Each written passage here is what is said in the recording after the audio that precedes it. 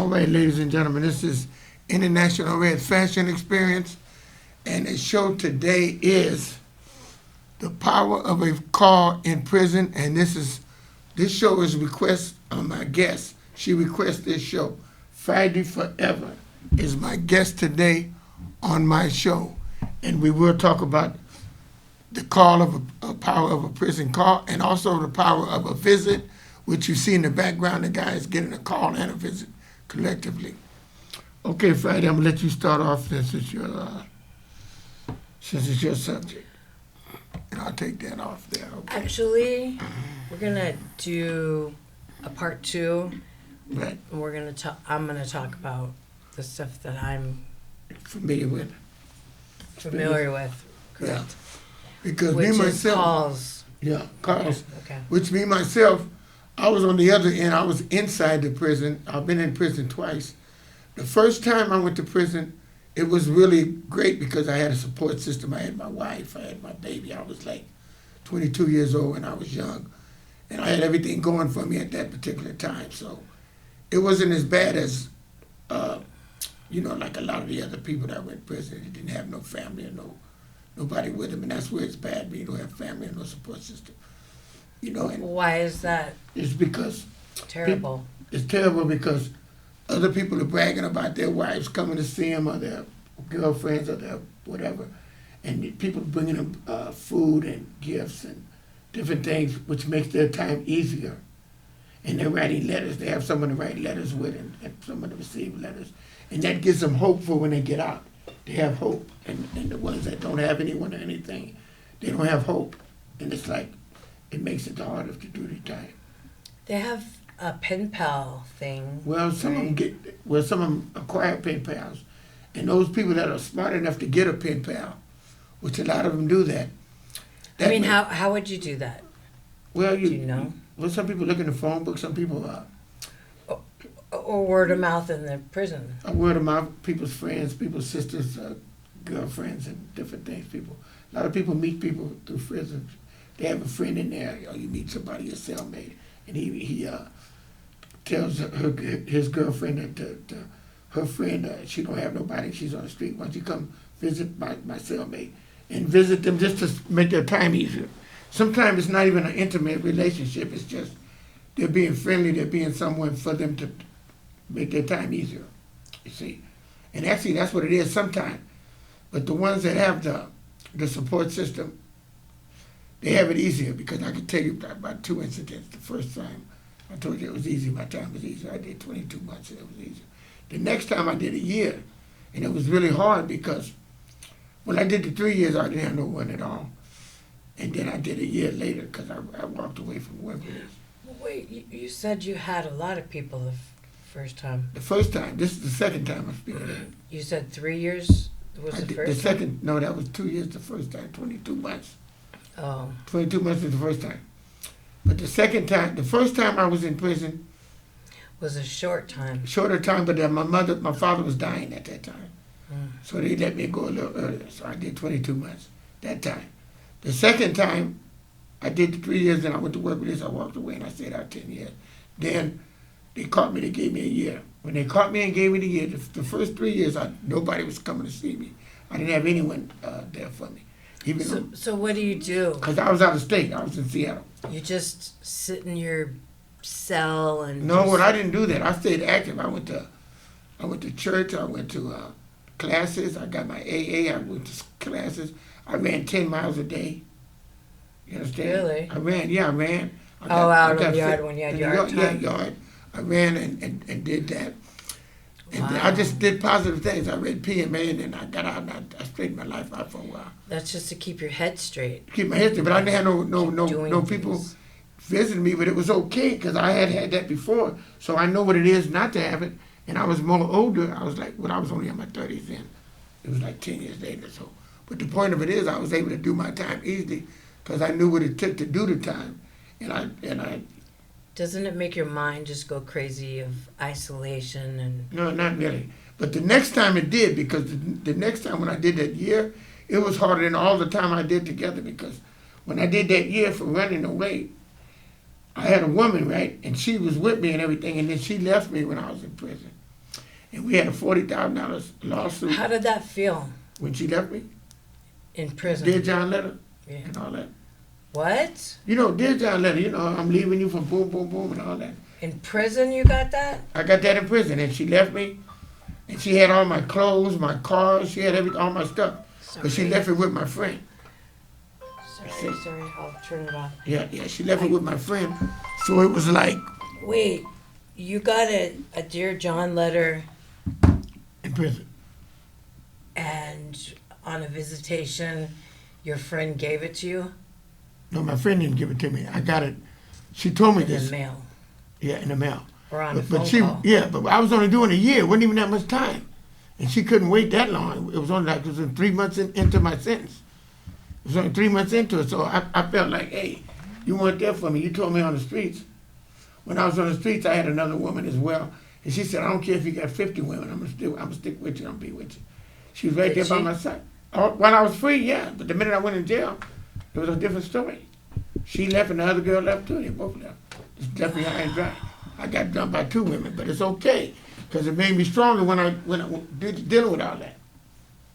Which Didn't was it great. make you mad and get in fights and stuff? No, in I jail? didn't get it mad because I was bettering myself. What a lonely feeling. It was lonely and all that, but I just got it into myself. And how did you get money from the outside to get things? Did you have to buy paper and pencil and But I had a stamps job. and- I worked in the kitchen. I got like, I think $30. Did you have people to $30 a write month. to? $30 a month. And I use that little money to buy commissary because I didn't have nobody send me nothing.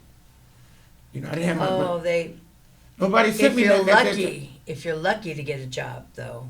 Well, I had a job, and I didn't want to write to no women. I didn't want to be bothered with no women. After that, I was hurt.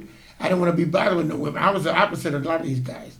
They were talking to women and trying to meet women. I said, I don't want to be bothered with nobody. Just leave me alone. Let me get out of here, and then I'll do what I got to do. So then when I got out, the girl wanted me back. She had a big house. I went over there to see her. I said, no, I'm not going. I said, if we could get together, it's going to be like it was. She's telling her girlfriends that she's got another dude. She had another light-skinned guy, and she was trying to have me too. I said, no, it don't work like that. I'm not going to be with you. And I left her then and never seen her again because I wasn't going for that. She was trying to have me and somebody else. It's kind of rude though, in the worst place and time Somebody wants you. to To dump you. exactly. Well, And that's then why when you come out, they want you. Yeah, no, it's Yeah. people are selfish. They don't care that's about a you. game. And she didn't do nothing for me. She didn't send me no money or do nothing. The first 3 months, yeah, but I was there a year. When she told me goodbye, it hurt because I had my cars, I had all my stuff with her, and we were going to get this $40,000 to get this house. At the time, the houses were cheap. You could put a lot of money on a house and you live good. She did that with the other guy. And then when I come out, she wants me back and thinking after she did all that other stuff with somebody else. How do you think it made me feel? It was bad, but that's part of what I'm saying. That breaks a lot of men down. They're in jail and they go crazy because they're mad, they're upset. I've seen it happen to many of them. That's why when you do your time, sometimes people say it's better to do it by yourself because you don't have interference, but it's good to do it with someone because then you can depend on their visiting you, calling you, like you said, calling on the phone. Those things mean a lot to people that are not strong. Some people are not strong. They don't know how to do their time by themselves. Me, I was strong. I did my time by myself. I read a lot. I stayed in myself. I didn't get caught up in being with a lot of negative people. I didn't get high. Some people smoke weed and do all that crazy stuff while they're in jail, drink wine and all. I didn't do that. I said I'm going to be good, I'm going to handle my business and get out of here. And I didn't get no write-ups or nothing. A lot of people get write-ups and, all that. But it was rough, like I said, dealing with that. Because I didn't think she was going to leave. I mean, she was the kind of woman that was hip. You'd think she would understand. A square woman will stay with you more so sometimes than these hip women that been in jail themselves. You think they would understand because they know how it is. But it's not necessarily like that. So you were with not square people. You were with hip people.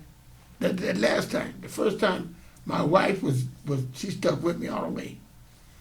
She stuck with me all the way through all my in and out in commerce. She was great. She stuck with me. I did 6 months with her before, and then I did the But you 2 said years. to me that there was a story with your friend who took your girl away from you when you went to jail. Well, that was a story, yeah. But that happens. But my sister and my father got my car and everything back. My sister Barbara, the one she got my car and my. That's when we was 100. We was cool. She got my car and my coat. I was in jail. I couldn't do nothing. They got everything back for me. So it would really be irritating. You're inside, you know about your own business outside. And that things happen. Oh, I've been through a lot. I've been through a lot. Things happen. Things happen you can't control. And you hear about it. Yeah, somebody's telling me somebody's driving. That would just make you crazy. I know. That's what I'm saying. It was a crazy situation, but I came out of all that. And the people. How do you take care of your business, though? You know that people don't do it like you do it. You know what I mean? I know. Yeah, but what you have to do is You just have to trust. you have to delegate. That's why I say that's where family comes in. That's where you need family. If I didn't have family, I would have been washed up. You have to Because family's delegate. the only one you can depend on. I had a sister and a father that were there for me, and they stood up. They went and got my stuff. But time out. What? Didn't you find the Lord when you were in there? I found the Lord, but not that time. At that time, I didn't find the Lord. So you have to delegate. That first but time, you I didn't have find to the Lord at that trust time. and believe. At that time, I didn't find the Lord. I found the Lord in '83, you could say. Were you in jail? I was in jail, but I went to church and did everything I was supposed to do. And I came out, I stayed clean for 10 years because I did what I was supposed to do. Then I lost that there, and then I got 26 years now clean. Because my cousin, who was in the underworld, she helped me get back together. Because I was drinking and towing. Congratulations. She got me back on the right track. My sister didn't do it because she was like this. She drank and did everything. She was an enabler. My cousin did all that too, but she let me know where I was. She said, "You're greater than that. You're this, you're that." And I had material things and all that at one time. She said, She uplifted you. she uplifted me, and she had the less. Materialistically, she had the less. But she helped me the most. That's like you, for instance. If you help me by going to the hospital, giving me support, being there for me, taking me to church with you, and then I get strength from you by you taking me around the right environment. But then the other person, like my sister, she's drinking with me, partying with me, but she don't tell me, take me to church or take me to do the right things. So that's the difference in good and bad. So I don't party. that's what I'm saying. But I mean, you do good things like go to church and, like when I went to church with you and went to the house where they take our shoes off and did all that. And the people were really good and they really came in my corner because when I went to the hospital, they were there to visit me. So it's like that was a reflection of you. But the point of it is, it doesn't make a difference how much money someone has. It's the character and the way they love you and show concern. That's what it means. That's what means important. That's why when you're in jail and you need a phone call and people tell you that it means so much because they know when you talk to them and spend time with them, other people don't do that. People in this free world don't have time for them. And you did. That meant a lot.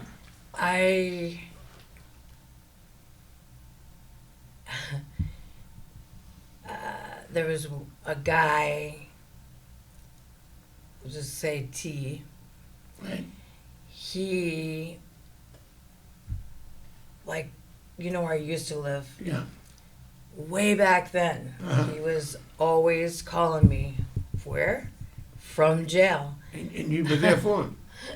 You didn't deny him because he was in jail like most people do. I mean, Most people I deny always, you. I'm telling you, most people deny you. Why? Because they're rude. They don't think about it. They know you can't do nothing for them because you're in jail. And they know you need an uplifting, but they don't want to do it. I'm telling you, people are cold when you're in jail. That's why the people that are good, that treat people good while they're in jail, they'll be blessed because they're doing a good thing. They don't realize that those people in jail are so lonely. Some of them didn't even do what they're accused of doing. And then there's some that that's in jail need to be in jail.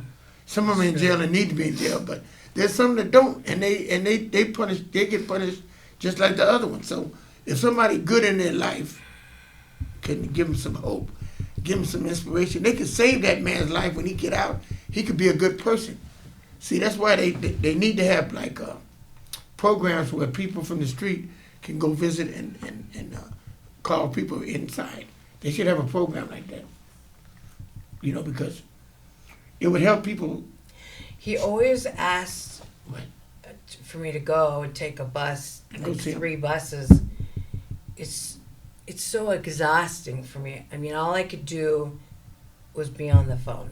Well, that's why on your show, But I couldn't go. the next show we're going to speak about her experiences going to jail, doing just that, what she said she's going to do. We'll talk about that in part 2.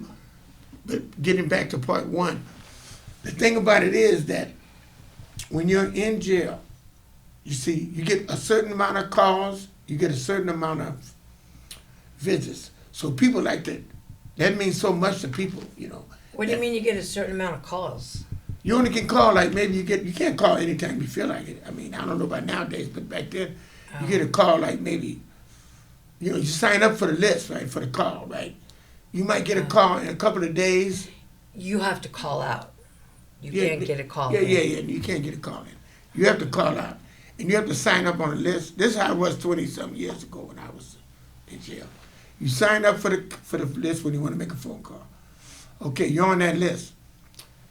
Then the next day or whatever, however long's on that list, when your name comes up, the counselor or the social worker, whatever got in there, they call you in to go to make a call. It wasn't like they had calls like on the wall, you put a diamond, whenever the phone's open, you could go there. Like sometimes I see on TV where they have it open where if the phone booth there, whenever the phone was empty, you could run up there and make a call. Maybe now you could do that.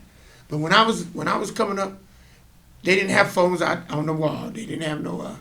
You had to go through the system and go in the office and let the people let you make a call. When I went to jail, it wasn't like this. It was on the wall, and you can go. And talk to the people. But we don't have money to put in there. We have to collect calls, and you gotta hope that person on the other end. Well, that's a visit. He's visiting. Picks it somebody. up. He's visiting somebody. It's somebody on the other side he's talking to. I don't think so. Those are just phones. No, that's a in visiting that room. picture. That's a visiting room. He's talking to a visitor. Look at that. Look The at other this one? right. This one right here. Well, that's no. Oh, I see what you mean. The next one just has a phone, but it's the visiting room. They're like, I don't know. That's actually the visiting room. I'm telling you. I don't But the know. thing about it is that let me see what time we got anyway, because time gets away from me. This tells you that. Oh, we got 17 minutes. We're good. Excuse me. Anyway, getting back to the visiting and phone calls, they mean a lot because, like I said, people are lonely in there, and they can't wait to hear what's going on the street. Sometimes that's where you hear from things on the streets from visitors and different people that you know. I mean, You know what's going on. if you don't really know the person, what do you think? You get out of it. What do you on the other side want to hear? You don't want to hear bad things. That's all that happens out in the world. No, is but you want to bad hear like things. who's doing what. Say if you're a friend, and you know people What that if you're you know. not a friend? I'm just saying. Well, you're a woman, right? And you're talking to a man. If Your voice Oh, is all he needs, just to hear a woman's voice, why? because it makes him feel good. He's talking to a woman. You're in there talking to guards. When you talk to a woman in there, it's a guard. She's talking all crazy. What do you want? And all, no, and all that kind of. It's not a sweet, loving voice. So when he hears you being concerned and asking him questions, how are you doing? It makes him feel so good. Concerned. Okay. Concerned, yeah, Okay. that's the key thing. Somebody that concerned cares, because don't nobody care about you in there. You don't have no family in jail with you. You don't have no friends in there unless you know. Even the buddies you have from the street that's in jail, they don't care about you. They're trying to save their own butt because they're doing their Right. time. Right. So really, it's dog eat dog. So when you're in there, the only person you want to hear is a nice, loving female's voice from the street. If it's somebody talking to you. But what I'm saying is, I have to just make up stuff. I mean, I don't talk about things in the world because I don't know about things in the world. Yeah. I shelter myself from that. So, but I know it's not positive. You tell them about your life. Your It's life is negative. positive. You're free. Your life is good. You go outside. It's a sunny day today. It's beautiful. I see the people. I went to the park. Exactly. I went down to the Macy's. You know, they like to hear stuff like that. They don't go shopping. Oh, I went and bought this because I used to love to hear things like that. Oh, Macy's is still there? You know, oh, that's wonderful. I ain't been there so long. You know what I mean? Little things you don't think mean something to them. I'm on the 7th floor and I'm looking It at means the so clouds. much to them. It means so much to them. I'm telling you. When you're locked up and people are talking about anything. Oh, I was down on downtown today. What is this? How's downtown San Francisco? How's it now? You know, because they've been in jail maybe a year or two, and things change. Oh, that store's not open no more. You can tell them about all these changes that's going on. You know, and they don't know it, and they're excited about the news because they're hearing it from you. The news on TV don't tell them about that. Those are the people that look at TV. So it really means a lot when somebody talks to somebody on the phone and they have a live voice that's out there. Because some people don't. And that's sad when you're in jail and you don't get no info from no one. Because like I said, that 9 months I did after that's the last time I was in jail, and she left me in 3 months going in. It was empty at the time, but you know what? It just had to be strong because that makes you stronger. What don't make you, how you say it? What doesn't kill you makes you stronger. Make you stronger. So it made me stronger because then that way when I did get out, you know, I was able to be arranged to. And you definitely you can get killed. Oh yeah, in prison. Yeah. Oh yeah, a lot of things. You get crossed up in there so fast. But the thing about it is that the thing that they should do is make positive plans when they get out. You know, work on bettering themselves, like go to school. Well, they should be doing that inside. Inside, so when they get out there, they won't go back to crime. School. Yeah, school. They got tons of things if you can get in the when they have the programs. class. Programs. Yeah, programs. They got programs. Right. Things you can do to better yourself if you want to. A lot of these people, they get in there and get the gang banging. When they're young, they get the gang banging in jail. They don't pay attention. When you get older, you kind of figure, I'm tired of this going in and out of jail, and you grow up and stop doing wrong. But some people don't, you know, they Well, continue. look at you. You went twice. Well, yeah. Prison.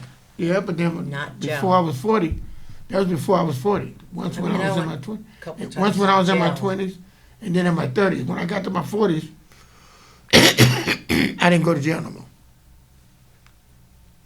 It was over with. You know, you're young, you're doing things, you're trying to You be... went to prison. That's so different from jail. Well, I went to jail and prison. I've been in both of them.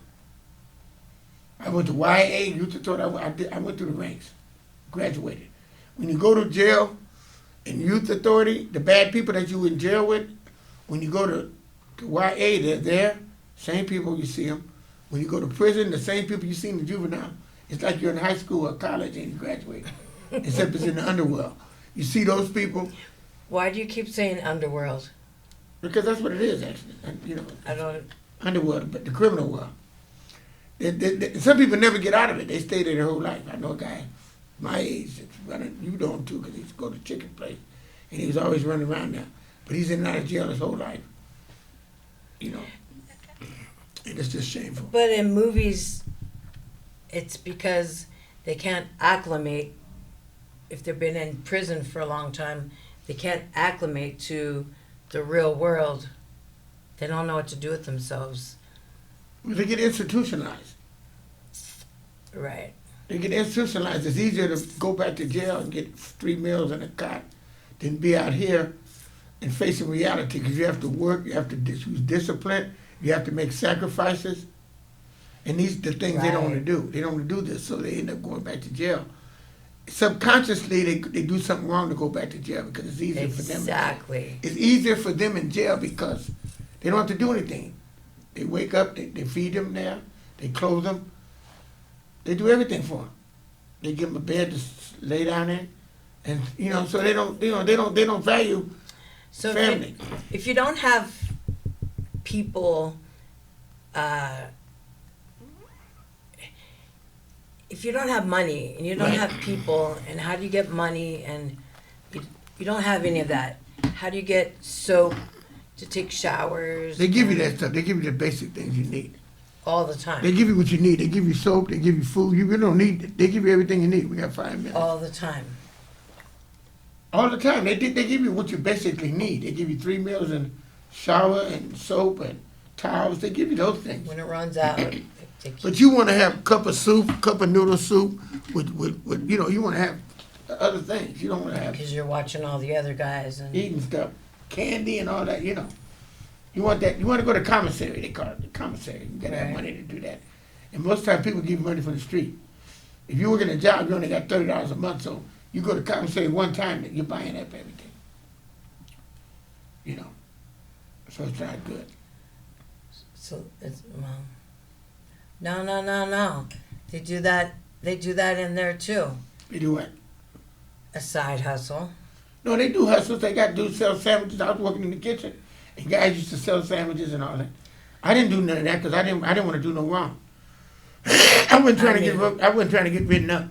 If you don't have money, if I don't have money, so I would get extra sandwiches from the kitchen and sell them to you. Yeah. And then that's how I would get money. Sandwiches and other things, other food too. So I would steal it. Yeah. I'm in prison. I would steal it Yeah, and sell that's what I it to said. other prisoners. Yeah, that's why I said that you do it wrong, you can get a write-up for that. See, so I wouldn't want to do it. Oh, if But they you take a caught check, yeah. So a lot of guys don't care. That's how they made money. They made a lot of money. That's funny.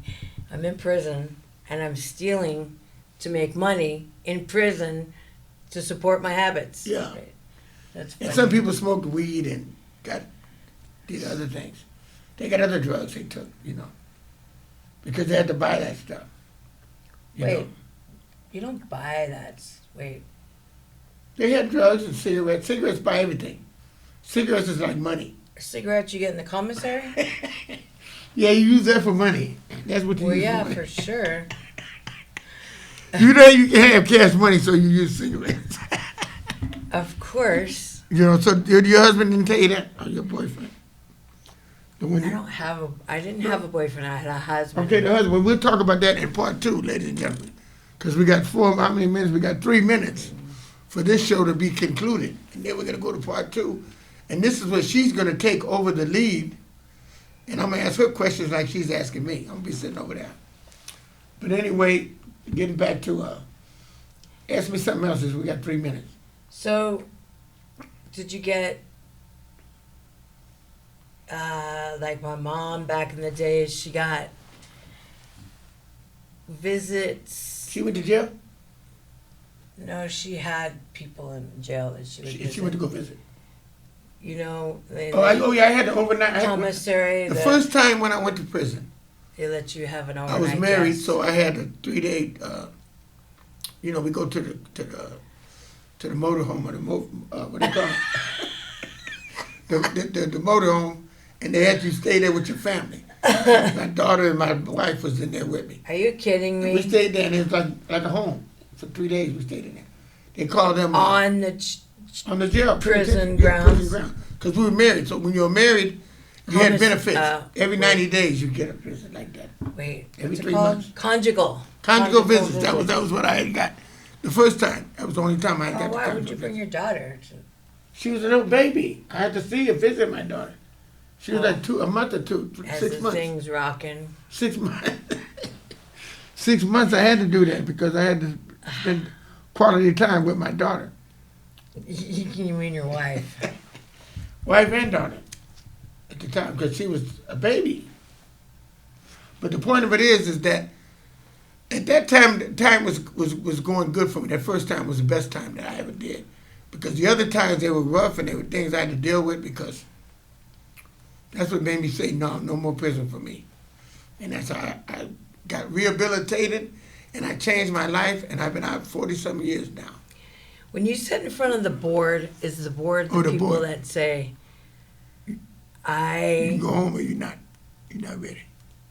right, that's the board? Yes, that is the board. And Then we got 30 many- seconds. How many times do they say, nope? Yeah, back in. They do that. That's why you got to do the right thing. So what do you say for them to say, nah, he's rehabilitated? You got to be doing programming. That's what people don't understand. You have to program. But I mean by program, you have to go to a church. You have to go to the programs. You got to go to school. You have to participate in activities. You got to have people coming to visit you. You gotta just do positive things. If you don't socialize and get involved in the programs, you will be doing time and time and time. They won't let you go if If you don't, the limit on your crime is up. oh, socialize. We'll talk about that in part 2 of prison phone call in prison. We're gonna do part 2 after this show. Friday Forever is gonna continue this show, and it's gonna be her talking about her experiences as being the wife of a jailbird. No, the wife of a person that participated in criminal activities. Okay, ladies and gentlemen, see you next time. International Red Fashion Experience. Thank you. Bye-bye.